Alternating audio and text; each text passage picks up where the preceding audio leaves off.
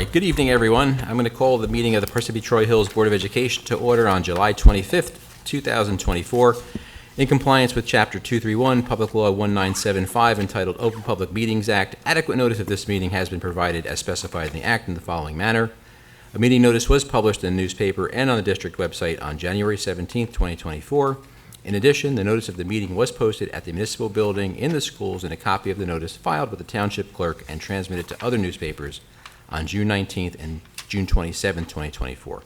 These include Daily Record, the Star Ledger, Parsippany Focus, Tap Into Parsippany, Parsippany Patch, and the district website. This regular public board meeting is being video recorded as per bylaw 0168. The recordings of these meetings will be available on our district website and your Video on the Go YouTube channel. We ask that you please refrain from using student or staff names in your statement. Professionalism is expected at all times. May I have the roll call, please? Mrs. Abraham? Here. Mr. Barrios? Here. Mrs. Cogan? Here. Mrs. Mayer? Here. Mr. Rea? Here. Mrs. Chappelle? She's absent, yeah. Okay. I didn't know who's on. Dr. Wright? Here. Mrs. Golderer? She won't be attending the meeting. I thought she was going to be on the phone, too. Mr. Choffo? Here. At this time, we have to stand for the pledge of the flag. Thank you very much. I pledge allegiance to the flag of the United States of America and to the republic for which it stands, one nation, under God, indivisible, with liberty and justice for all.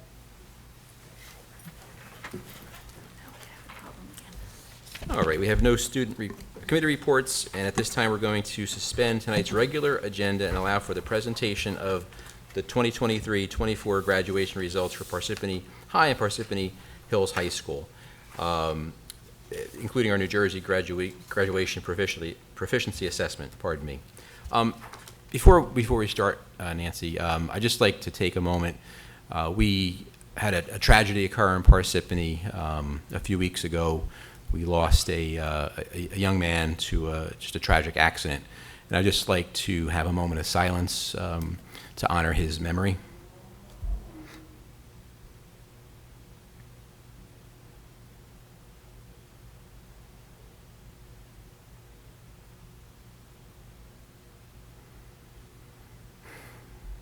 Thank you. Yes. Good evening, everyone. Oh, that's right.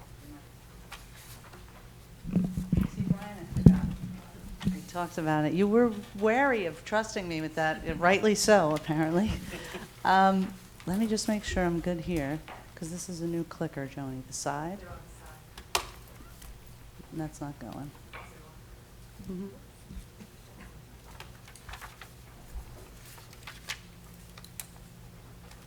I was afraid to test it because I didn't want to.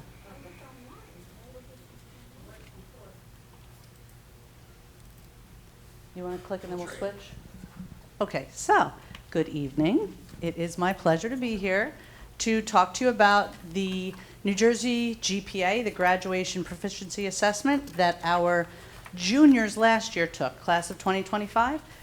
This is just restricted to the GPA, so this is not the big show that I present to you in the fall with the NGSLA for all the grade levels and access and DLM. It's not all of that. It's just the GPA that the 11th graders took. Go ahead, Dennis. So a little bit about the test. Okay, I guess it wasn't the remote.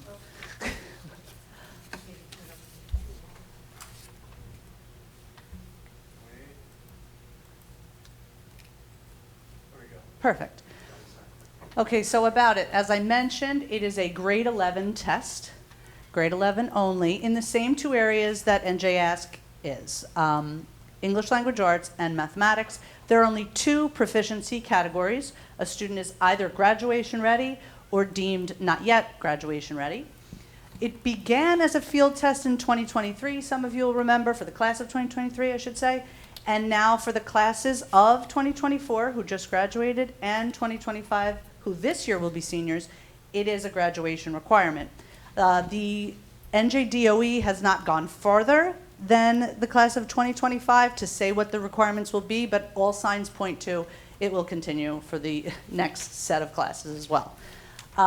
Should a child be not yet graduation ready, according to the test, there are alternate pathways to graduation for that child. Dennis will get to some of them later in the slideshow. Go ahead. Okay, so the first result slide is for the ELA, the English Language Arts, and you can see that we're very consistent in our all students group. So we have an all students group, an economically disadvantaged group, a students with disabilities subgroup, and an English language learners subgroup. Those are the 3 subgroups we are always looking at when we're looking at these test scores. So a lot of consistency in ELA for the all students measure, right up there at 89, very good, 89%. And I have the state averages underneath in red. So we are performing above the state, certainly well above the state. And you can see that that first year of the field test was not so great. But look at that jump to 89 and consistently staying there, very positive. And then if you go over to our subgroups, they all went up. So economically disadvantaged went up, and students with disabilities, and the English language learners. So yeah, very nice to see. And later when Dr. Mulrooney talks about some of the interventions that we've put into place, you're really seeing the fruits of that labor here. So that's fantastic. The next slide for mathematics, more of the same with a couple of exceptions, but a very nice jump in performance over the state, which is nice. And from last year to this year in all students, we have an increase, so that's good. The economically disadvantaged, very big improvement, which is lovely to see. In the students with disabilities group, I know that there's a deficit there from the year before. It is 19.7 to 19. What we want to remember is, first of all, we wouldn't call that significant when we were really analyzing anything, but what I can tell you is, making it even a little less significant, is that we had an 11.5% increase in population. So there were 11.5% more children in that category of students with disabilities taking the test than the year before. And then in the English language learners, it looks big, right? It looks like, wait, why was 6.3 proficient or graduation ready the year before, now 0? Literally, that was 1 student. So in that class of 2024, one of our ELL learners was graduation ready. And then last year, not one. So it really is just the difference of 1 student, like we say sometimes. Literally, it was. Now, the interventions, I'm going to pass it over. Thank you very much. These are interventions that take place during the school year. We divide them into, of course, the 3 levels, elementary, middle, and high school. I'll run through these for you at this time. We have BSI math and language arts teachers, 1 at each elementary school, who are there to support our struggling or at-risk learners, for students in K to 5. Our reading specialists are there as well. Title I interventionists are at our 6 Title I elementary schools. So there's 2 for those 6. They divide their time between 3 buildings. Next year, we're down to 4 Title I schools at the elementary level. And then we used our ARP-ESSER funds to develop intervention programs. They were either in the morning or the afternoon, and they were used for ELA and math support. We gave the principals liberty to look at their building needs, their staff, their community, to develop programs that they felt was best for their building. At the middle school level, we have our lunch and learn program during lunch periods, both teacher assigned and by student request. Student request is it's usually more fun, okay, for the kids. Teacher office hours for extra help, makeup work, studying, etc. And again, at the middle school, the principals had those ARP-ESSER funds to develop a program that suited their building and their students. The high school level, we have a homework club after school, continued office hours. This is the 2nd year that we did the end of market period makeup / intervention day, where students had a time to come and meet with teachers to see where they were short, to do makeup assessments is really good in helping kids get through classes and improve performance. And then finally, they had the ARP-ESSER funds as well to develop intervention programs. Our summer programs are going to sound familiar to you. and they're broken up into 3 different levels, and they're all running right now. So we have the high school is thriving right now. We have ESL kids there. We have elementary kids there. We have math students from the high school as well. So it's busy. It's great to see the kids interacting with teachers and with each other. Today at the high, there was an ESL parent meeting. We had, I think, almost 40 ESL parents show up to learn about the ESL program. Vicki Santana surveyed those parents about needs that they had. So we're going to now develop night programs for those parents to really tailor it to what will help them the most. So we have, as I said, we have ESL summer program going for 3 weeks. That's in person. That ended today. Elementary summer stepstones runs for 3 weeks. That's virtual. So there's tons of kids logging in to get some virtual lessons with our teachers. Elementary summer skills boot camp is for 3 weeks. That's running at the high. I believe there's 1 more week of that. And then extended school years for our classified students. And I believe it's running out of Knollwood. And they are about halfway through that program at this point. Our middle school students are invited to the ESL summer program, running for 3 weeks. They've extended school year for our students with IPs. And then the getting ready for math classes, which are virtual, run for 4 weeks. So getting ready for 6th, 7th, and 8th grade math. They get some proactive tutoring to prepare for the school year. And at the high school level, again, ESL summer program, our extended school year, and then the getting ready for math classes covering Algebra 1, Geometry, Algebra 2. Unrelated to intervention, we do have some offerings at the high school level for students to jump math courses, but those aren't really interventions. The last slide talks about the graduation pathways, and Dr. Gigante talked about students who didn't pass the NGPA and how they then earned their state graduation, their diploma. At the high, there were 236 students who graduated last year and 258 at the Hills. And then there are 3 categories of students finding alternate pathways to graduation. Okay, the first pathway was a substitute competency test. Could be the ACT, the PSAT. What's the military one? The ASVAB? The Accuplacer. So we have different venues to get students through. And to be very honest with you, we'll try whatever works best for each student. And they'll try multiple avenues. So there were 43 kids at the high who got that, met that assessment requirement through a competency test, and 61 at the Hills. The portfolio appeals process kind of comes when those alternate tests don't work. And then we begin the portfolio process. And that's a longer, more involved process where we have teachers assisting students to complete tasks that we then submit to the state. There were 33 students at the high who needed that route, and only 4 at the Hills. Some students meet that requirement through their IP. That's designation, stipulation in their IP. 3 at the high, 0 at the Hills. And we're proud to say that there are no students who denied graduation by failing to meet a state assessment requirement at either high school. So that was good news. Thank you very much. We'll take questions, guys, if you have any. Do any board members have questions for Dr. Gigante or Dr. Mulrooney? Seeing Allison Cogan. I just wanted to know if we have the ability to drill down in those numbers to tell which of the students in some of those categories are actually taking advantage of these interventions. Or, like, how are we correlating? We're providing all these interventions, but how do we know that the right kids are taking them and that it's helping? Some of it we can do, I can tell you anecdotally that they are. But, our ESL program that runs in the summer is our ESL students who struggle with these state assessments.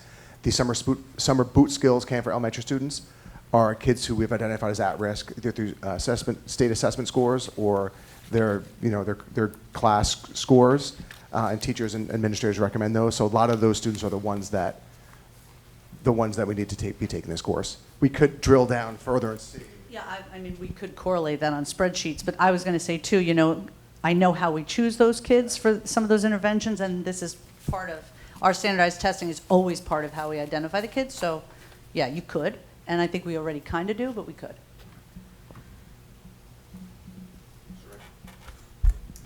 Yeah, on the mathematics page, under the English language learners, you pointed out that there was 1 student for this year and who did not was not proficient.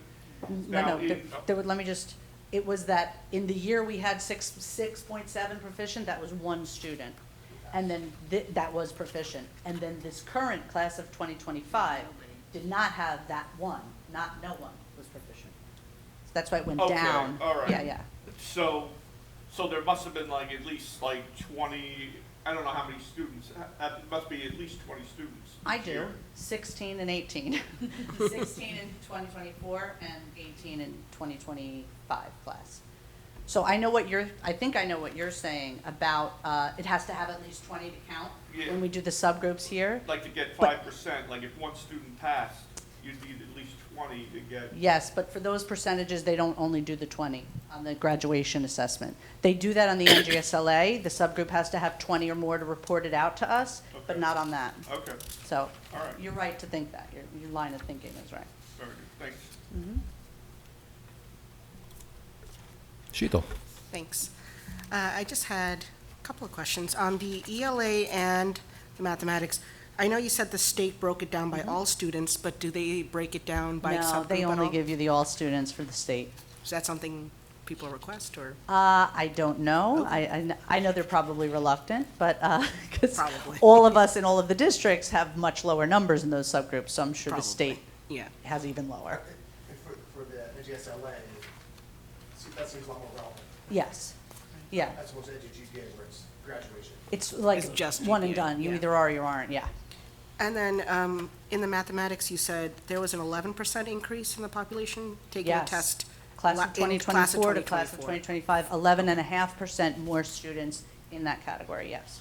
Is there an expectation that there will be that increase again? That would be a question for Mr. Courtwright, and, because he knows his population, very well.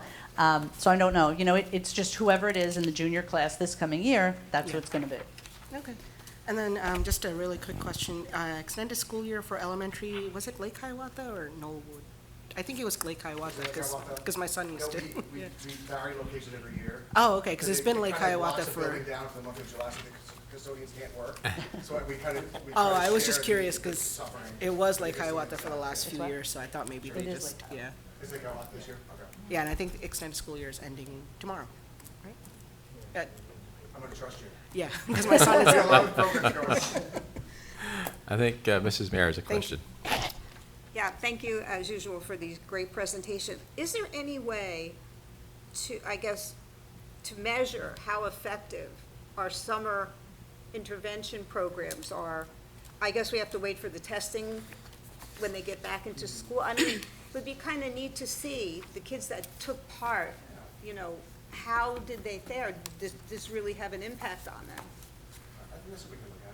Oh, it's definitely possible, yeah. Yeah. And I'm sure that the teachers have already, put into place some assessments coming forward in the fall. I'm sure that's already in place, right, to make Well, sure I know that they're making some they do get progress. something in the fall.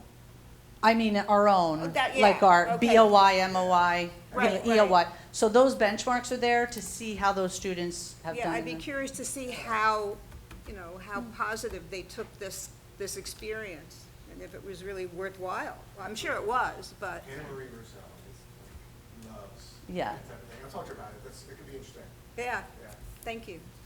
There's always there's the numerical progress, right? Right. So we'll see, hopefully an increase in test scores, but there's also like the social aspect. Right. They're in every day, they're.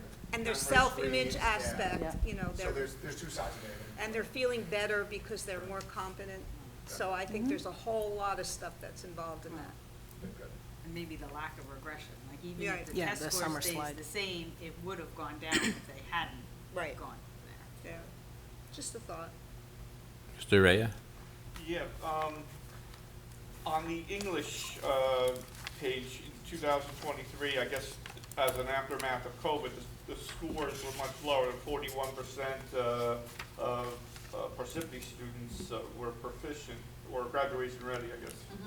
And then, but on the math, 68%, and it was pretty close to the subsequent 2 years. But yet when you look at the English, there's a big disparity in the future years. And I'm just wondering if you had any insights as to why that would be, there'd be such a disparity between performing, say kids performing at the English and not doing so well, but and performing pretty close to the average at the math level. I would imagine something about the test. right? Yeah, first of all, it's a field test, and everybody knew it was a field test. And the English portion would require more writing. And these are adolescents, and they're probably going to put forth a little less effort when they got to do a lot of writing than they would if they were going to do the math problems. That's what I would venture to guess. I don't know if you'd agree. About the science test too, right? When the students know the sciences and Oh, yeah. the graduation. Oh, that they're requirement, not- you'll see just a right. significantly lower score. Yeah. So even though they knew neither really counted, the math, they didn't have to maybe put forth that. Writing is always tough, and I would attribute it to that. Okay. Yeah, I didn't realize there was Because a it is writing a portion. Yeah. crazy difference, right? Yeah, It is. yeah. And overall, we're performing better in language arts. So why would that be the one that they're not doing it? Right. And I think that's why it's more of like a lazy, as much as we hate to use that word, kind of a thing. Writer's block. Yeah, writer's block. There you go. Wink, wink. Wendy, did you have any questions? No, appreciate the offer though. Absolutely. Any other questions? Well, thank you again. I really appreciate Thank the you. information. Thank you. Nice work, man. Nice work, Hope you're having a good summer.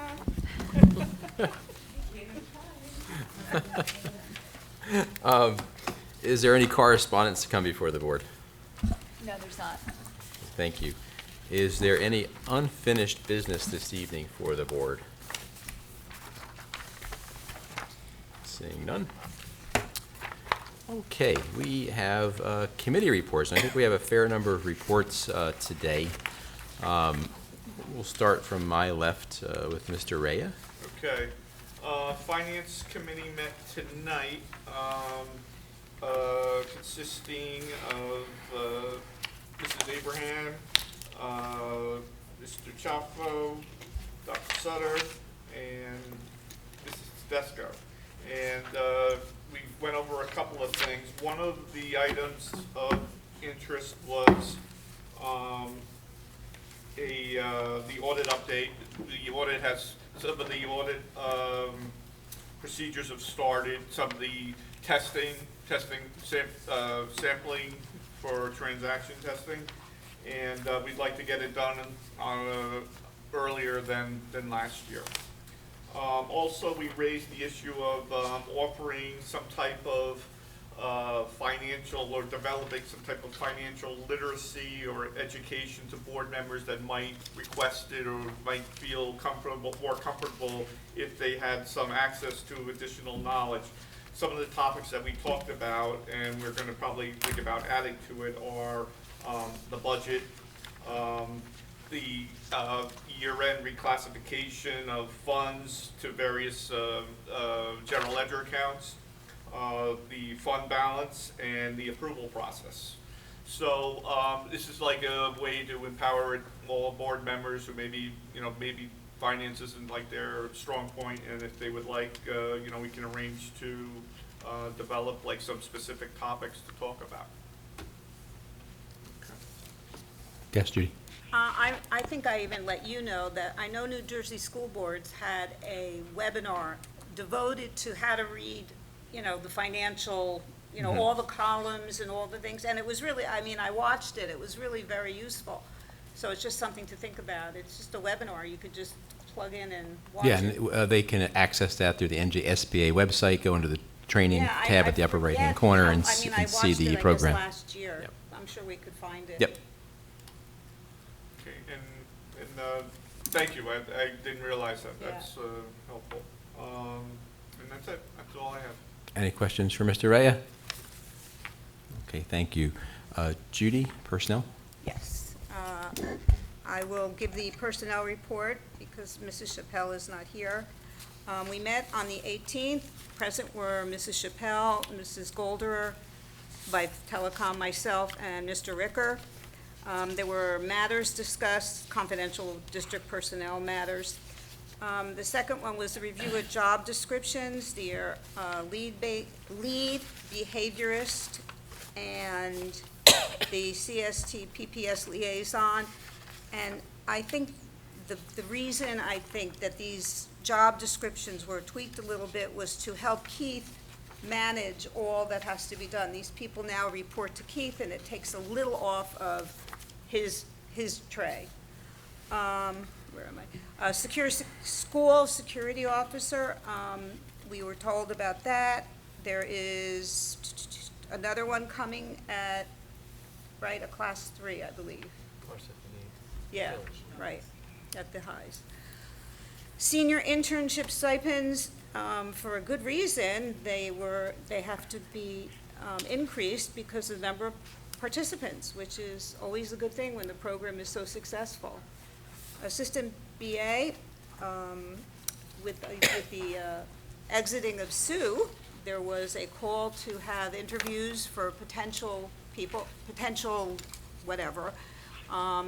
I think there were 8, and then some dropped out, and then there were 5, and the person that really rose to the top had the most experience, and, you know, she was offered the position.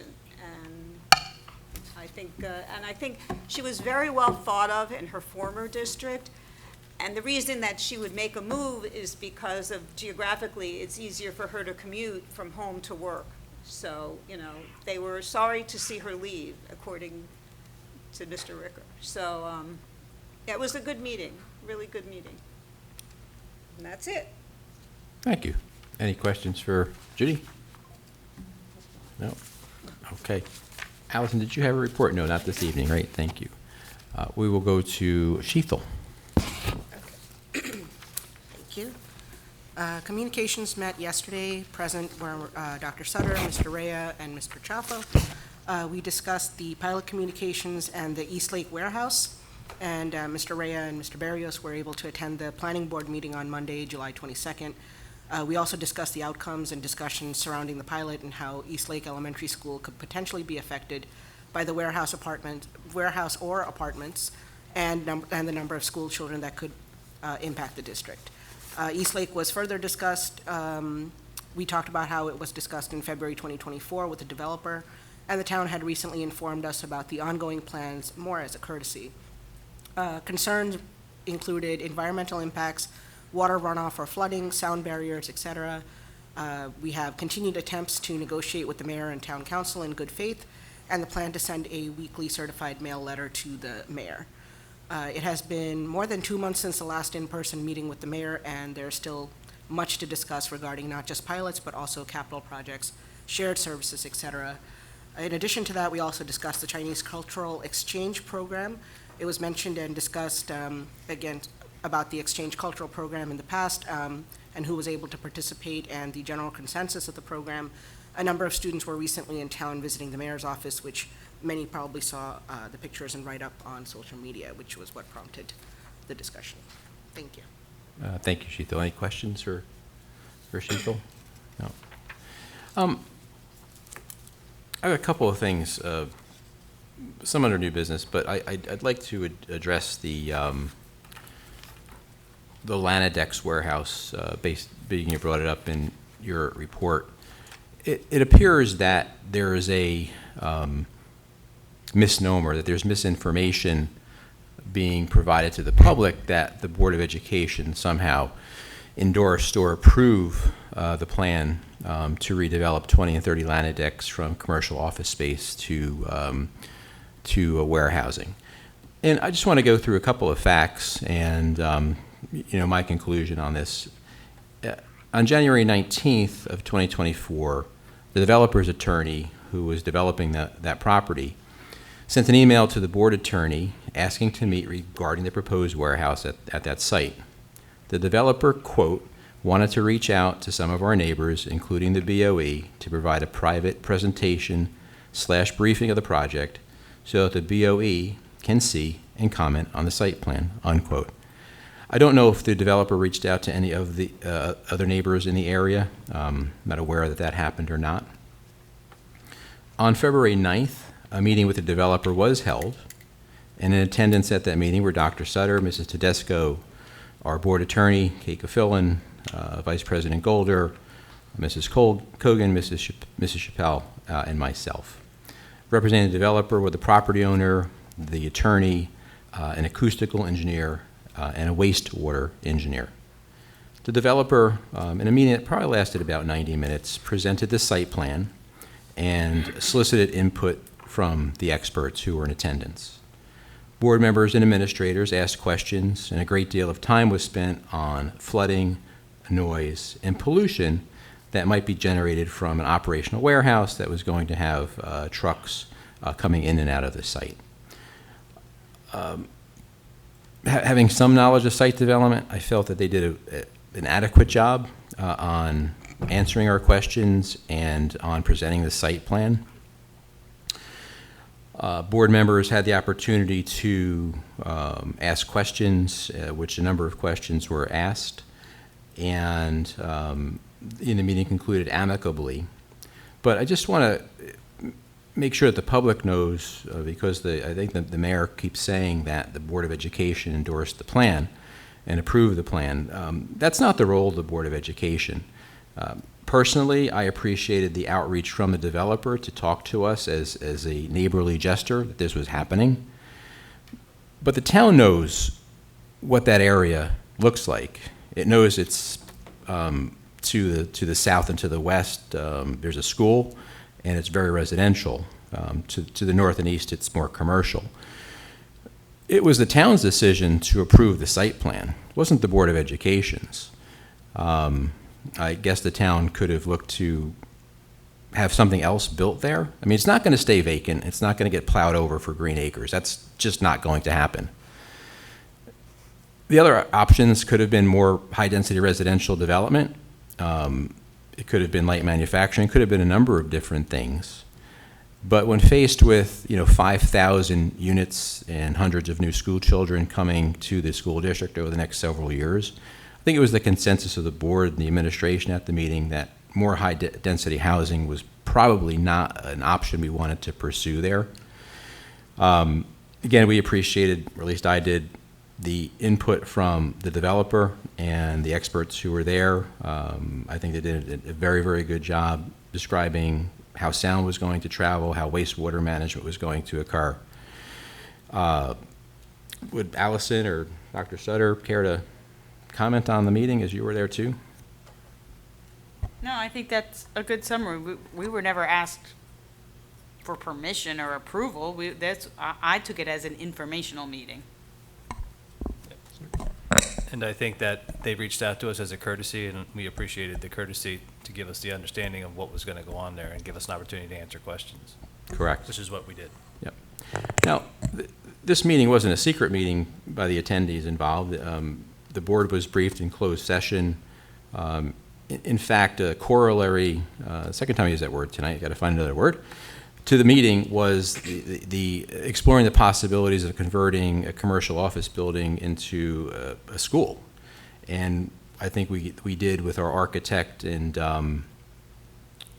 the board pursue that opportunity, only to come to the conclusion that it's not cost effective to retrofit an office building to a school.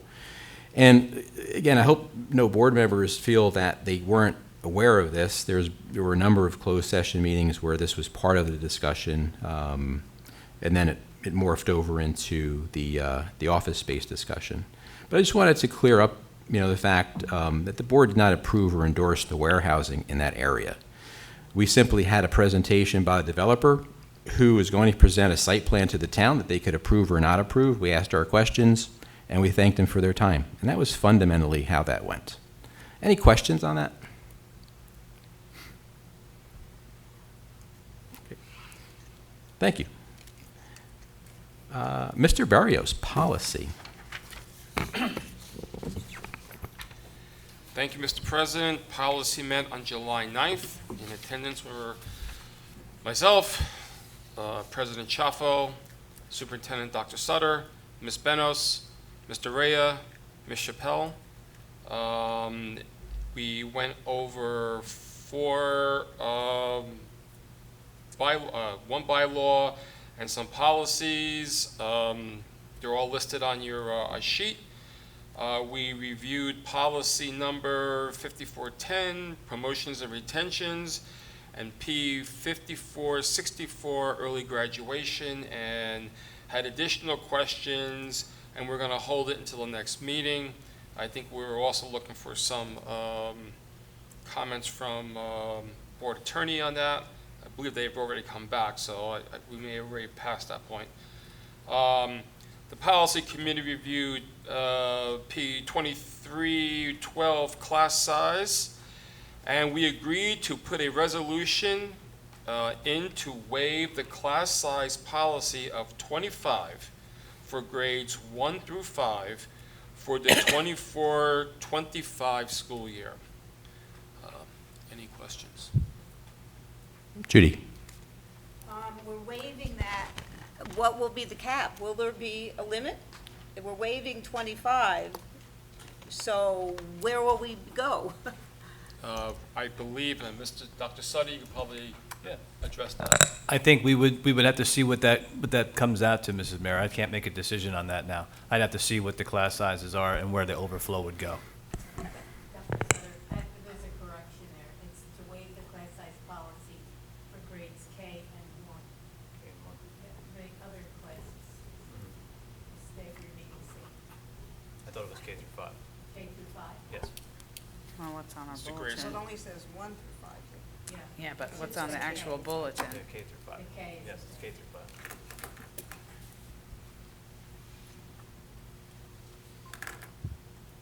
The bulletin says grades 1 through 5, so should we change bulletin number 7? No, because kindergarten, we're going to keep as it is. When Oh. there's 25 in the class. Then it's those overflow. kindergartners go to Right. another. Got it. There's Oh, overflow. okay, so it's only grades 1 through 5. Right. But within that, we still have to stick within like the fire codes and all that, so there Correct. is a limit. Yeah, I don't think I don't there's think a, anybody's intention to go packing the classrooms, but with the pilot programs coming and new development here, we have to be sure that we can educate all of our students. We have to make sure that we can hire the proper staff, and we have to be fiscally sound in doing so. So we were not going to, there's no intention to be packing classrooms. However, we do have to educate our kids. and Tim or Bob, if I'm not mistaken, you guys did some research with what other school districts in the county are doing with this policy, and I think we're one of the only ones with a defined number in our policy. Is that, do I remember that correctly? I know that other districts have waived their policy. Right. Yeah, so, I mean, I can speak to that. Okay. And in doing some homework, districts in which have been affected by these unfunded pilot mandates are waiving their classroom size policies. Again, it's a year to year, but that's where we are right now. Okay, thank you. Any other questions for Mr. Barrios? Sorry, Sheetal. Just wanted to know if that resolution will be ready for the next month's meeting, or is that the? It's here. It's It's in the it's in bulletin, yeah. bulletin. Oh, yeah, It was a very long bulletin Yeah, with yeah, the I saw addendums and read-ins, but yes, it's here.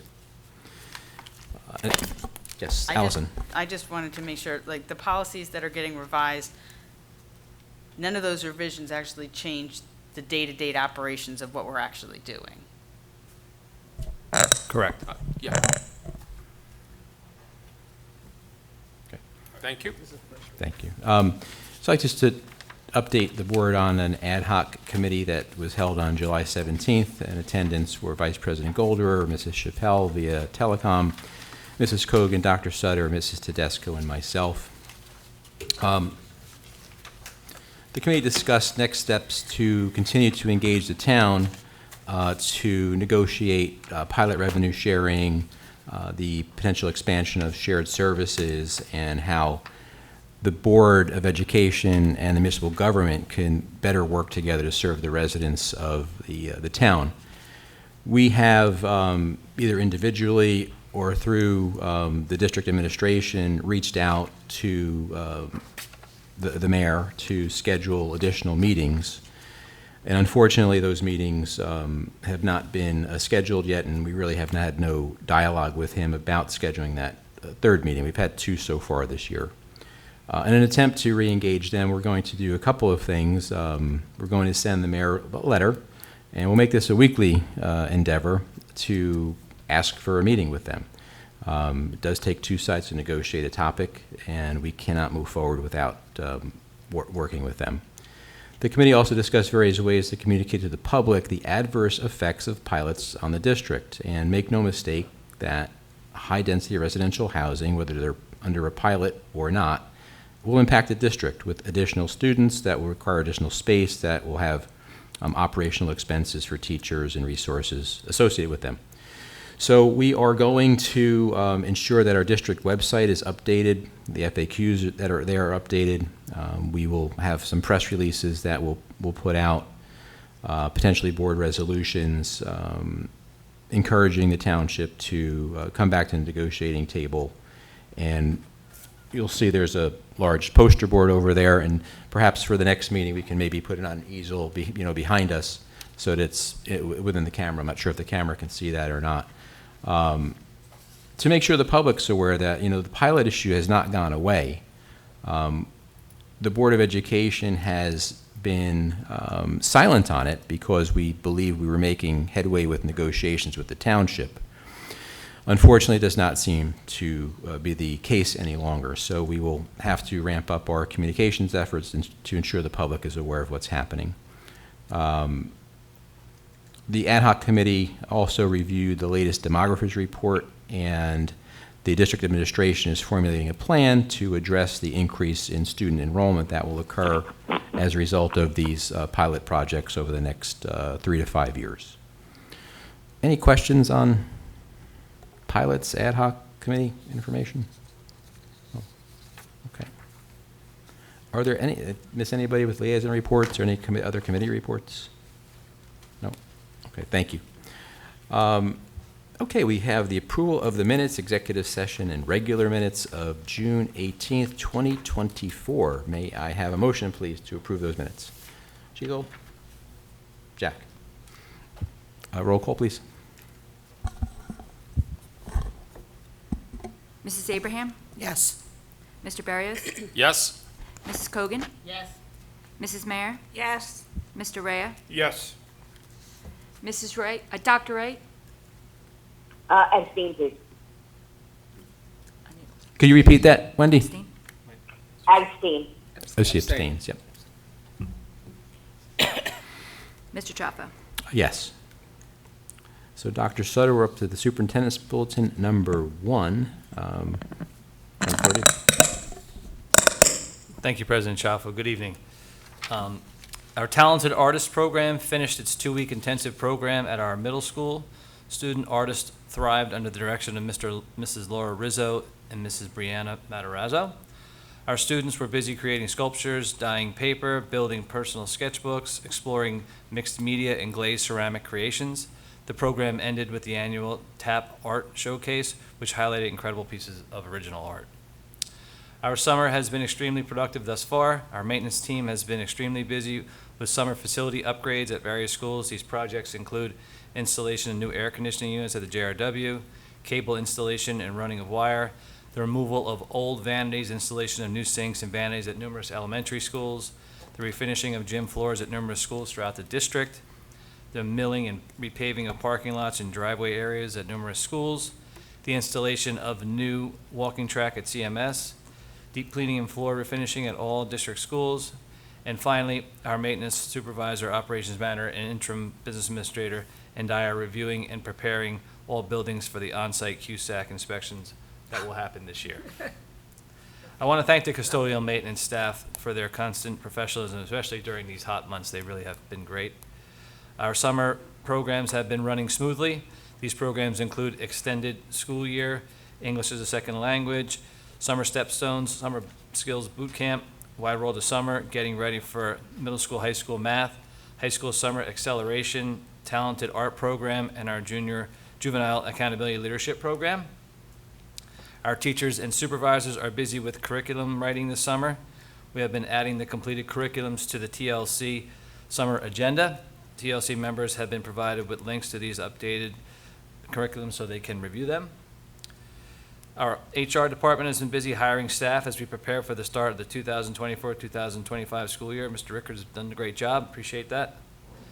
And finally, it was a great pride and pleasure to announce that Robin Tedesco, our interim business administrator, her staff, and the Parsippany Troy Hills School District has received the Association of School Business Officials Certificate of Excellence in Financial Reporting for the fiscal year 2023.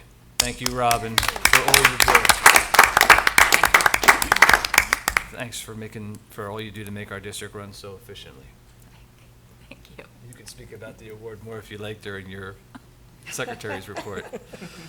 Tonight, for your approval, we have Superintendent Bulletin items 1 through 75 with addendum and read-in items 76 through 96. Any questions for Dr. Sutter? Mrs. Cogan? I do, but I don't know that you even know the answer, and I don't expect an answer right now. But, Thanks, Ms. Cogan. like, you just listed off all those summer programs. Do we have, like, 10% of our students taking a part of those, or like 50%? I just kind of would like for you later to provide us with an idea of about how many students are actually Are taking participating? part in our summer programs. We can get that number for you. I don't have it off the top of my head. I can't yet. She kind of knew that, didn't she? Yeah. It's all right. We'll get that for you. Any other questions for Dr. Sutter? Okay. Seeing none, Mrs. Tedesco, Secretary's report. Hi, everybody. On tonight's Secretary's Report, we have our regular business motions, including the approval of award of contract for a door replacement bid, as well as an RFP for athletic fields maintenance. Does anybody have any questions? Timothy? Thank you, Ms. Tedesco. Quick question, and I should have asked you before, or you sent you an email, and I just thought about it now. Being transportation falls under your area, North Bedbrook Road is a nightmare. I just taken school kids to camp. Trying to get down Bedbrook Road is crazy. I know this is going to go through the fall with all the work. I mean, it's been spot work at this point. Have you been able to discuss this with STA, or, I mean, I'm thinking about Lake Hiawatha, Rockaway, I mean, just the schools that dovetail off Bedbrook Road. I have not had that conversation. I know I've talked to Tiffany about it. Right. She would be the one who would be contacting STA about our home-to-school routes. Right. But I will just make sure that she is. But I have not. It's literally tagging on about 30 minutes to any route that I got. I do everything I have to avoid Bedbrook Road. I can only imagine when September hits and schools are in, what's going to look like. So, anyways, thank you. Thanks, Tim. Any other questions for Robin? Wendy, do you have a question? No, I just wanted to jump in and say Tim, Transport Committee is meeting in a few weeks. I can add that to the agenda and we can see if we can do something up on that. I didn't hear. Yeah, thank you, Wendy, to adding that North Beverwick issue onto the Transportation Committee agenda. So no other questions for Robin. I think we have a couple items of new business. I think the first one might be yours, the webinars. Oh, all of these are yours, Judy? Oh, sorry. Go ahead. Okay, I'm sure that you've all gotten those emails from New Jersey school boards about the webinars. I attended two. I attended What's Brewing in Education Law, which was, pretty much what we've been talking about, ethics violations, make sure you do disclaimers, all of that. They were very clear, and there are new ethics laws in effect that are a little bit twisty, so you kind of have to read through them. The other one that I thought was really very interesting was the state budget recap and legislative update. The budget was very interesting, but I found the different laws and the different bills and stuff that are on the governor's desk. There were some, let's see. To alleviate bus driver shortages, it's on the governor's desk. They're talking about, the drivers would not need to possess a CDL or any additional endorsements. There was a whole list of things to make it where we can get more bus drivers. Another one on the governor's desk, enhancing student literacy. That's a big one, working with literacy in the different schools and making schools really take note and be accountable, which we are. Heat stress standard, I thought was really interesting. If the temperature goes indoor or outdoor, there's two different measurements, that's it. You can't do that. Freedom to read, I thought was very interesting. It establishes requirements for library material in public school libraries and public library, protects school library staff members and librarians. And, that we do have a process where if a parent or somebody questions any reading, what we go through. So they were talking about that. Pension, re-enrollment, I don't think you want that. Physical education opt-out, that was a bill that's being moved along, where if kids can opt out of phys ed if they have if they've been doing different things to get the credit for that, so then they can use the study halls. They must be enrolled in AP class, dual enrollment program, college level course, or in need of additional academic support due to low academic performance. So they would get additional study halls in lieu of PE during the athletic season and receive the same number of credits. So that's something that they're talking about. Mandatory instruction on labor movement. That's a noteworthy bill. But I found that to be a very interesting webinar because it touched on a lot of different things that we talk about. So, you can always go find it. It's probably easy to pick up. There's another one that I thought, it's in August. It's best practices for policy development and maintaining the manual. And we've been talking about our policies and, Strauss-Esme, New Jersey school boards. So I thought that was one that people might be interested in. It's on August 7th, and they're from like 10 to 11. They're an hour. So that's that with the webinars I attended. The other thing is, last week, as Sheethel reported, the Chinese students were visiting. The reason I was invited was because the people who were there with the students I had met when I went to China that very first time when we had the exchange. So it was nice to see them again. It was nice to see the students. I think they were being hosted by Livingston, if I'm not mistaken. I think that's what they said, but they had a really robust schedule. One young man was there. He was there, this was his second trip. He was there with his younger brother, and he was kind of chaperoning the boys, which I thought was kind of neat. The question came to me, would Parsippany be interested in doing that again? And I said that was something that would be left up to the superintendent. They would have to contact Dr. Sutter. So I gave it to you. But it was nice to see the students. They were really excited. They had good questions. They wanted to know a lot about politics in the United States. It was just really fun to see them. And the question, I asked what was the most exciting thing that you did? And one boy answered, he said, bowling.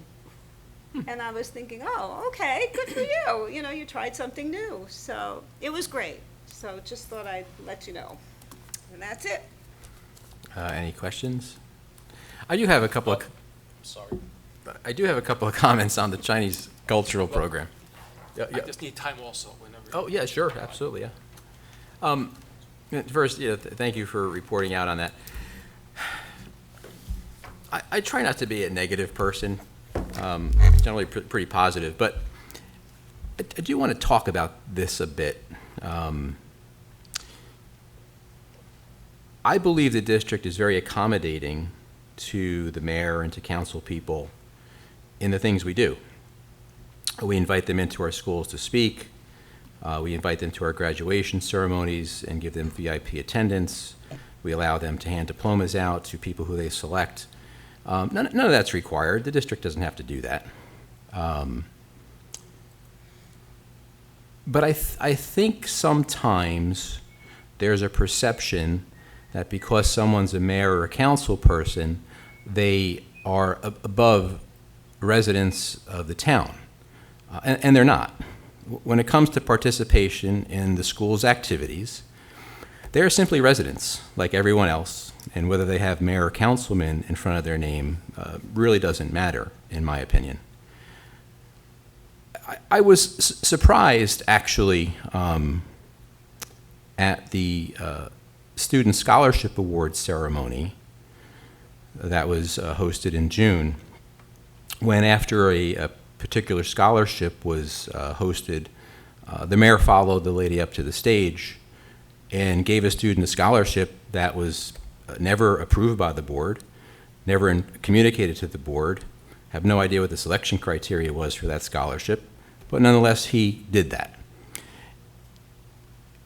That is absolutely disrespectful to this Board of Education, that he feels he has the right to usurp our processes and do these things. Now, when it comes to the Chinese cultural program, I do have a concern that, one, Mr. Neglia knows this was a Board of Education program. I think he may have spurred the district to actually get into this, yet the administration couldn't find it upon themselves to call Dr. Sutter or call myself and say, Chinese students contacted us, we're going to host a celebration at Town Hall, would you like to be part of it? But instead contacted one board member, and other board members who are still on the board also have gone on this trip to China. And I think that's just really disrespectful. As I said, I believe Mr. Neglia spearheaded this program. It lasted for a number of years. The program's not a true exchange program, which was stated by Mr. Neglia in his Facebook posts. The Chinese students do, in fact, come to Parsippany for 2 weeks, and they are hosted by Parsippany families, and they spend time in our schools. District administrators and BOA members did go to China, and Parsippany students don't have the opportunity to go there. So it seemed a little bit one-sided, and it's not an exchange program. And in my opinion, to disparage the Parsippany BOE and our administration, Mr. Neglia stated, and I do quote, "The BOE halted the program." Well, can anyone guess why in 2020 the BOE halted the program? Care to? Well, something called COVID struck the world. And when the COVID pandemic subsided enough so that it was safe again to consider restarting the Chinese cultural program, the former superintendent decided not to continue with the program. Her reasons are not known to me. I did recently speak to Dr. Sutter about Mr. Neglia's Chinese cultural program. He spoke with the appropriate administrators and determined that the program offered minimal academic value to our district. It caused a lot of work to host the students, and we really got nothing out as a district. The Chinese students, I do imagine, benefited, but the district did not. So the township hosts this gratuitous photo op with the Chinese students at Town Hall. Again, I'm appalled that Mr. Barberi and Mr. Neglia wouldn't even consider calling the Board of Education and extend an invitation to attend this event. I'm sure some of us would have liked to go, but instead they did not do that. And the only benefit that I can see is that Mr. Neglia got to go to China 3 times for free. And we really do need to ensure that the township isn't walking over this Board of Education or this school district.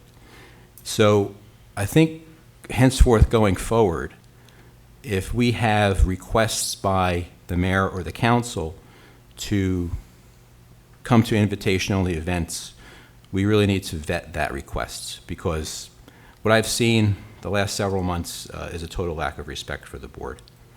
Anyone like to comment on that? Tim, sure. Thank you, Mr. President. My apologies, Mrs. Benos. I did not get to you in time to ask you to get spot on the new business portion of the agenda, because I really didn't know whether I was going to speak or not, because, you know, I'm trying to change a little bit here, but it's always hard for me. So, as was mentioned this past Monday, I attended the planning board meeting,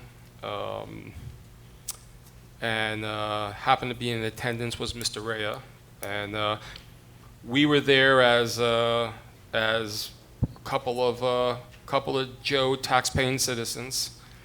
The event was a pretty full house, a lot of families from the East Lake area. And as has been previously mentioned, several times, the developer's attorney, Mr. Inglesino, and Mr. Mayor Barbario, mentioned that the Board of Education was made aware and hinted or suggested that the Board of Ed and the administration had approved. During the roll call vote, as we have here, planning board member stated this, and I will quote. Question was the Board of Education notified, and were they met with?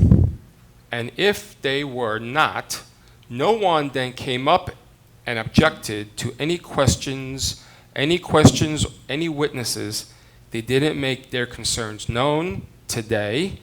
So I believe that they were notified, and they have the problem, if they have a problem with this project, that they do not have a problem with this project. So I'm going to say in my gut that they said they knew about it, and they said everything was fine.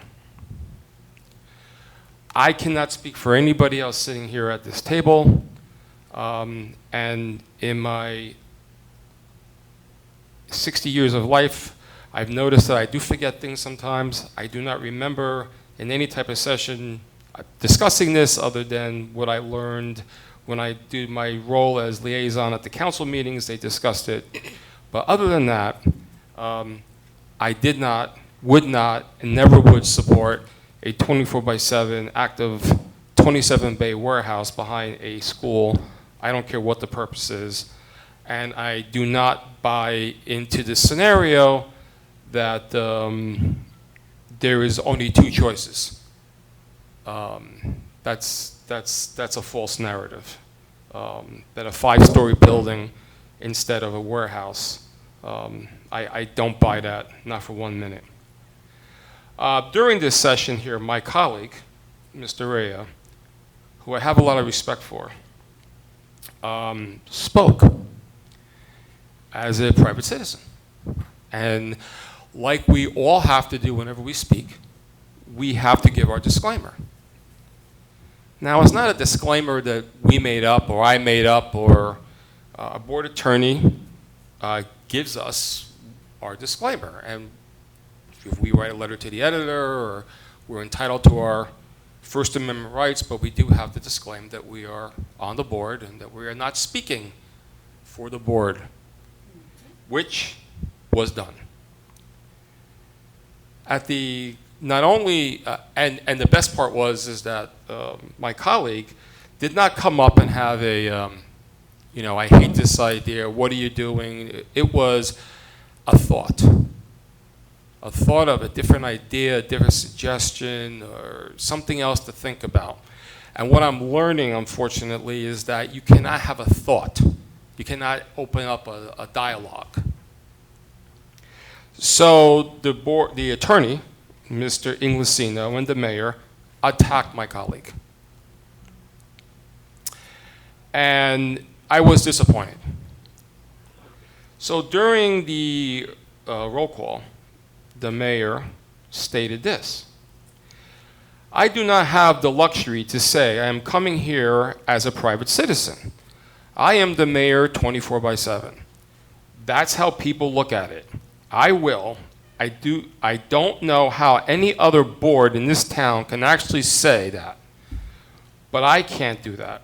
I have become the mayor as the mayor and have to come here 24/7, and that is what I have to do. And I also have to be candid and upfront and honest with you. Well, I didn't want to have to remind the mayor that the mayor gets paid to be the mayor 24/7, and that most of all the people at this table are volunteers.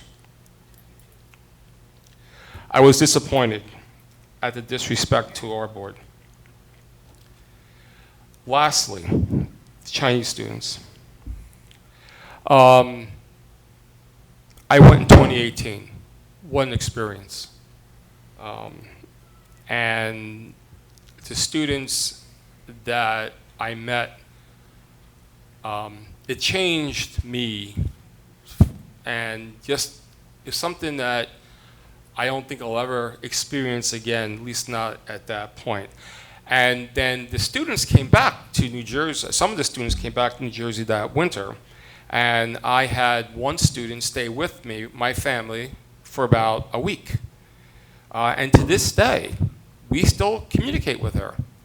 As a matter of fact, she's going to college in Drexel, and will probably be coming to visit the Berrios family. And we just did that because she was a gift for a week. And then I read this post. I had the opportunity to meet with some of the folks I had met in the past in China with the exchange program we used to have with the Parsippany Board of Education. Although they no longer interact with the Parsippany school system because the Parsippany Board of Ed halted the program and our sister schools in China, they still wanted to meet with us, Parsippany Town Hall, which was a wonderful time. It was great to see some old friends from China and the exchange program we used to have in Parsippany. And they are now interacting with the Livingston school system. Wow. I was not part of that vote that disbanded the program. We stopped the program because of COVID. In 2022, when I was elected board president, I had a conversation with then Superintendent Dr. Sargent about restarting the program. Our superintendent at the time said, and I agreed with her, that since we were just coming back from COVID, we had just coming off closing the schools, that we were going to wait. And I thought that was a good idea. We had to take care of business at home. I love the program. I think it's a great program. But to have an elected official who used to be the Board of Education president post this on his public Facebook page, I felt was a disgrace. And I'm also disappointed that there was not any type of notice given by the participants, being Mr. Neglia or Mr. Mayor Barbario, to our leadership to let the leadership know that this was happening. I had to read about it on Facebook. That's my comment. Thank you. Any comments or questions? You had a question for me in closed session. Would you like to ask that Wait, question? can I just throw one thing out? Sure. In relation to my report on the bills and all? On the, I'm sorry, on the what? If you look at your daily clips, the mayor did sign the electric school bus bill. It's just, The governor. I mean, the governor. Yes. I got the mayor on the brain now. Okay, that's it. Correct. And we'll see Okay, how the go electric on. school Let bus me- bill goes. I was going to let you speak, say whatever you Oh, wanted to sure. say, and then if Yeah. I had a question. So a couple of board members asked me about my participation in a political rally in June. And I wanted to just state my position regarding that political rally. I was actually asked several months ago to participate in that rally. And it was at a time where the board and the administration of, the mayor and the administration of Parsippany were having a meaningful dialogue on pilot programs, pilot projects. And I declined the invitation to attend and to speak at the rally. However, as time went on, and it became quite apparent, at least to me and I'm sure some others, that a third meeting with the township seemed to be dubious at best. I changed my mind, and I accepted the invitation to speak at the rally. Now, the rally was from an individual who will be running in the Republican primary for mayor in 2025. And I think there might be a perception that was that a wise thing to do or not, and that's fine. Everyone has an opinion on this or that. But you know, in my heart of hearts, the dialogue with the township had ceased, and it didn't appear that it was going to continue. And even regardless of that, as an elected official, we can't not negotiate or speak to people because we have a difference of opinion. We're backing a different person for a particular office. When you're sworn in, you acknowledge an oath of office, you swear to an oath of office that you're going to uphold certain things. And whether you're a Democrat or Republican, you should still have the ability to work together. Personally, I enjoy talking to people who disagree with me because I generally learn something from them. I'm not often swayed, but I generally come away with something positive. Putting all that aside, I did seek legal advice prior to speaking. And as a few people alluded to, as Board of Education members, we have to do some things to ensure that whoever's listening to us isn't under the perception that we're speaking on behalf of the board. Now, the board as a whole is a nonpartisan entity. There's no denying that. However, individual elected board members have the freedom to do whatever they want politically. We are not nonpartisan individually. We can support Republicans or Democrats or independents, libertarians, whomever. And as Board of Education members, just like other political elected officials, we do not surrender our First Amendment rights to free speech, and that includes endorsing or supporting political candidates. We simply don't. And my speech at that rally clearly started with the standard disclaimer that I was the Board of Ed president, that I was not speaking on behalf of the board. Now, that's only one part of the story. The other part of that story, because the disclaimer doesn't mean much if you say that and then go on and pontificate about board operations or district business. So part two to that is you can't just disclaim that you're speaking as an individual and then go on and talk about in detail board operations. So I painstakingly made sure that I did not. I talked about the candidate, I talked about the upcoming elections, I talked about the challenges facing Parsippany, but I didn't venture into Board of Education business during that speech. Again, you can disagree with whether or not that was wise, that's fine, but I'm not surrendering my First Amendment rights to endorse whomever. I have two magnets on my car that support a particular movement or ideology. I actually got flipped off on the way back from work yesterday by a young lady in a car. I guess she didn't agree with me. And that was her First Amendment right to do that. So, I gave the speech on June 29th. I would do it all over again in a heartbeat, and I will continue to support elected officials as I see fit. The mayor has an obligation to negotiate. I don't care if he doesn't like my point of view, doesn't like other board members' points of view. He can't abdicate his role as mayor because he feels one way or the other. So I just wanted to address that. I'm happy to answer questions to a point. Mrs. Mayor. I agree with you. Everybody on this board, as an individual, has their right to vote or to speak to whoever they want. I absolutely have no issue with that. The thing that I think needed to be cleared up, and it was no fault of you, it was how the paper perceived the attendance, because in the paper, in bold print, before it talked about you being there and whatever, it said, Board of Education supports. Now, that should have been corrected, because it is not the Board of Education that was supporting. It was individuals acting as on their own behalf, not as a board member supporting him. That is fine. I don't have a problem with that. But I do believe, because I have read numerous things from people who are saying that they thought the Board of Ed was nonpartisan. But that little blurb, and not that it was your fault, it was the newspaper took that for whatever reason they decided, and that because you were there and there were other board members sitting up there, not in the audience, that the Board of Ed was supporting. And that's what I think needed to be addressed. That little tiny caption, I think, should have been addressed to let people know that, as you said, you were not speaking for the board, you were speaking for yourself. And everybody who was there was speaking for themselves.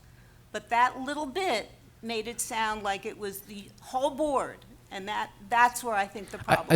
I think that's a valid point, and perhaps Mrs. Benos, we could look to contact, was that Daily Record? Yeah. That was in the Daily Record. Perhaps we can contact the Daily Record and ask them to print a correction to that. I specifically did not to speak to any members of the press after that rally was over. I made a conscious effort not to do that. Well, that's that was of no fault, but that should have been addressed, I think. Okay, I appreciate that. That's a very valid point. Jack. I just want to go back to the planning board meeting, and I did speak. Thank you for your kind words, Tim. I did speak, and I started off with my disclaimer, but then I went to, like, everyone here is appointed or elected, including myself. Right away, I was stopped by Mr. Inglesino, and he said he was confused. I didn't mean to confuse him. Obviously, I was a little too crafty for him by saying, but if he had let me finish the sentence, I would have said, as either appointed members for the public or elected, we are here to serve the public, and that is what we are there to do. And the only reason I would even go to either the town council or the planning board meetings is if I think they're doing something that isn't the best thing for the town. And I spoke up as a private citizen, just to lend my support for the numerous people who had far more expertise in it than I did, but at least to just point out that there could have been an opportunity for a broker deal between developers, that land is owned by a developer, and maybe arrange some type of deal with another developer.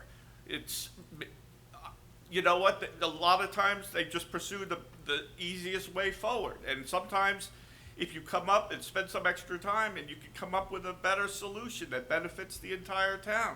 And I think there needs to be more of that. And you know, the mayor, you know, pointed out that, you know, I'm a board member 24 hours a day. Yes, I am, but that doesn't mean I abdicate my rights as a citizen. And I don't. And unfortunately, some people in government seem to think that that the freedom of speech is an option, and at all levels of government. Now, I'm not talking about just the mayor. It's at all levels of government that we seem to be getting away from that, and that is like the worst thing that could happen in our society. Thanks, Jack. Okay, seeing no other board members, we are at the hearing of the public. It's a very long introduction to get to the hearing of the public. Does anyone wish to speak tonight? I'll go through okay, then we'll go through the introduction. At this time, if there's anyone who would like to address the board, please come up, sign your name and address in the book at the lectern, and state your name for the record, and please address the chair. Each person will have 3 minutes to speak to the board. It would be helpful if you would like to address the board to please come up now and sign the book so that you are ready when the first speaker is finished. As a reminder, we are video recording this meeting. If you are a student who wishes to speak, we ask that you not provide your home address, but rather give only the name of the municipality in which you live. If you are a parent wishing to discuss a specific matter pertaining to your child during this portion of the meeting, you may request that the board temporarily suspend the video recording. Alternatively, please consider speaking privately about the matter to the superintendent after the meeting. Speakers should refrain from using specific language, student or staff names in their comments, and are referred to bylaw 0168 for further information regarding the videotaping of the meetings. Thank you very much. Please. Hi, my name is Nicole Franzese. I live in Lake Parsippany.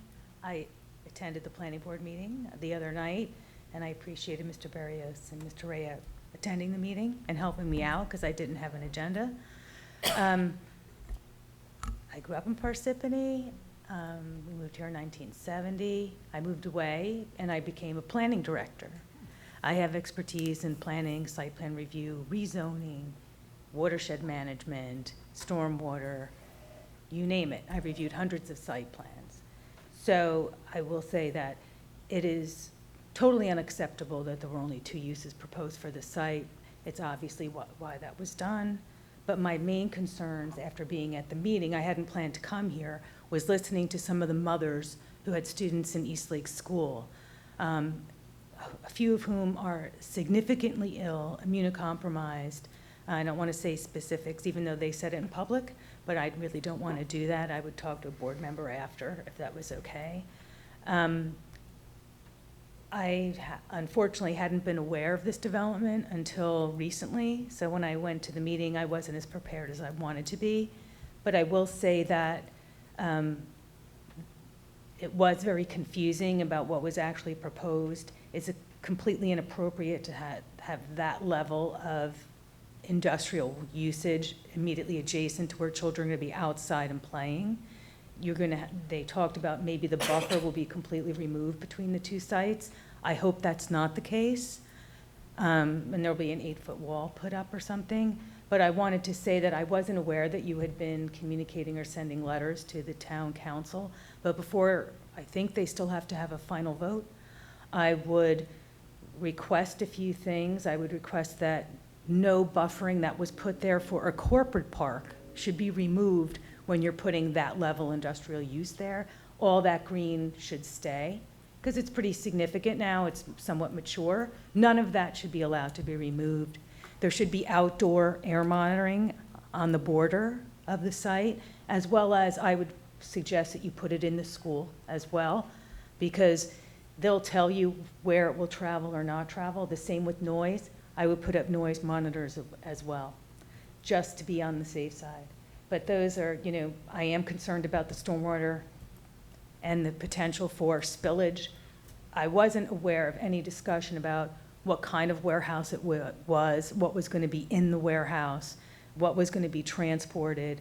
Is there any potential for any kind of accident or hazardous material or anything like that? I mean, and it's 24/7, which is significant because it's early in the morning, when school buses are also going to be, making that route. I was concerned about the intensity of development across the street, children there. Are they going to be mandatorily bused to this site, or are they going to be tempted to walk to Eastlake? Is there a safe way to walk that route? Those are some of my concerns just right off the bat, but I was happy to hear that you're still trying to communicate. But I plan to go to Town Hall, get a complete copy of the site plan, and also look into the redevelopment plan and how that was done. It seemed to be very specific and very quickly to have that amount of data to have these meetings about what was going to be proposed. I do agree there were several people at the meeting that had good suggestions why this site. There's other sites that are available. They just changed the zoning also on Campus Drive. Why don't you put it out there where it's already going? But those of us who live in the lake are trapped. We can't get out unless there's a light. And the light coming up to Allentown, where school buses will come, is maybe 30 seconds. It is so quick because of the amount of traffic on Parsippany Road. Maybe 3 cars get out. And if a bus is there, it's the bus and maybe 1 car if they're really quick. Otherwise, you're sitting there waiting for a long time. And that is just not a good condition, with the amount of traffic that may be now going to pick up these kids at the other site. So, and that's. Thank you for that, Yeah, that's all I wanted to say. And I just wanted to, thank you for your service. Thank you.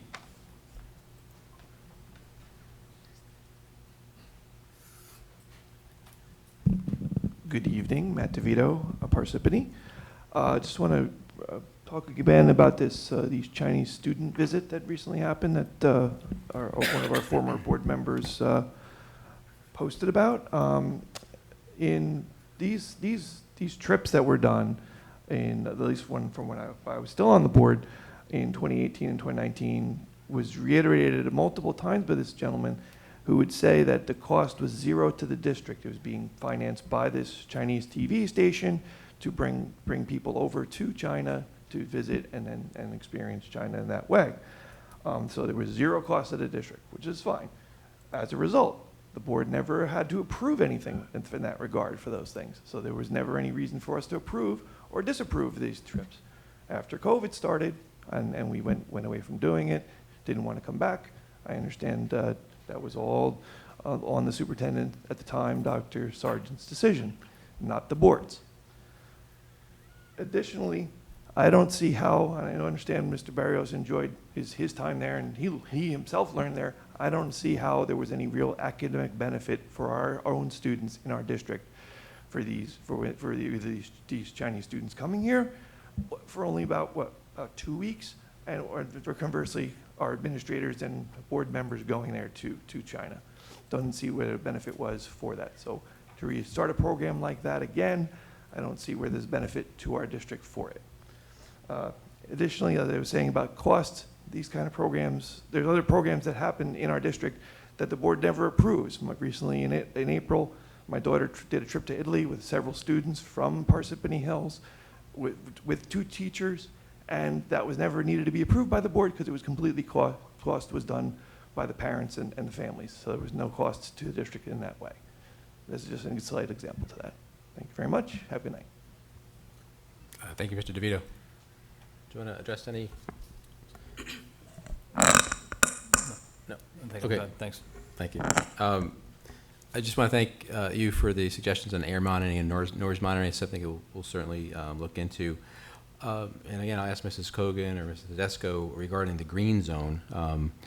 We were told during the meeting in February that, because we did express an interest, that the site plan looked like it was thinning the trees too much between the 2 properties. And we were told that the developer would plant additional trees on the East Lake side of that buffer zone to accommodate for anything that would take down on the warehouse side of that. That's correct, right? Okay, thank you. Plans have changed. Yeah, apparently. Okay, anything else for this evening? No? Okay. Then we are up to a roll call vote on the superintendent's bulletin, items 1 through 75, with addendum items 76 through 95 and read-ins. May I have a motion, please? 96, I'm sorry. A motion. Mrs. Mayor. Second. Mr. Rhea. Roll call, please. Mrs. Abraham? Yes. Mr. Barrios? Yes? Mrs. Kogan? Yes. Mrs. Mayer? Yes, Mr. Rhea? Yes. Dr. Wright? Yes. Mr. Choffo? Yes, and Wendy, thank you for attending from such a far distance. We appreciate it. Being there's no further business, I need a motion to adjourn the meeting. Allison, seconded by Judy. All in favor? Aye. Aye. Aye.